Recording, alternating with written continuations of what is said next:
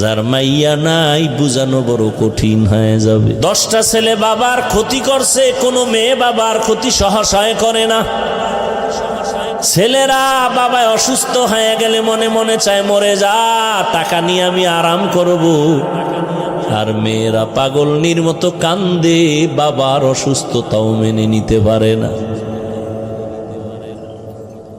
এই জন্যই তো নবী বলেন, আমি বিশ্ব নবী, আমি শ্রেষ্ঠ নবী, আমার কত দাম, আমার একটা ছেলে নাই, আমি 4 কন্যার বাবা, আমার একটা ছেলেও নাই।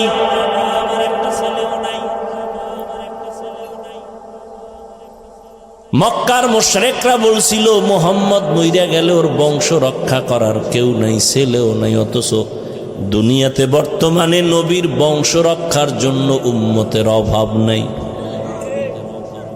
জীবন দেওয়ার জন্য প্রস্তুত। আর যারা এই অপবাদ দিছিল ওদের নাম দুনিয়ার কেউ জানে না।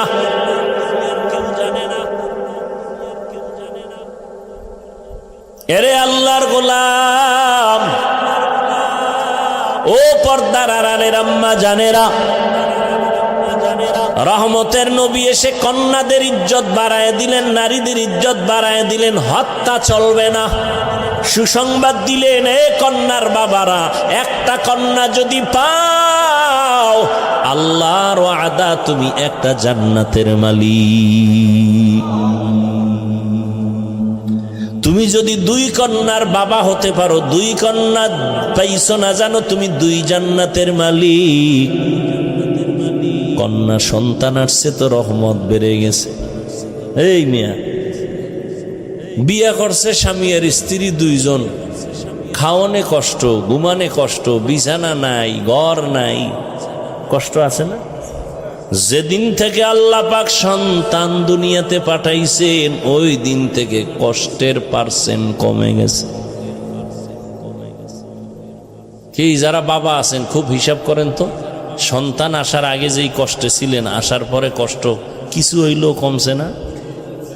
সন্তান বাড়ছে, কষ্ট কমছে, যত বাড়ে তত কষ্ট কমে। কারণ এক একটা সন্তান মা বাবার জন্য এক একটা নেয়ামত।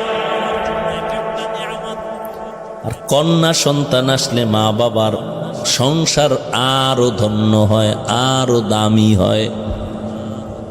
এটা কেমনে বুঝাবো? ওই কুলাঙ্গার গুলোকে বুঝানো যায় না।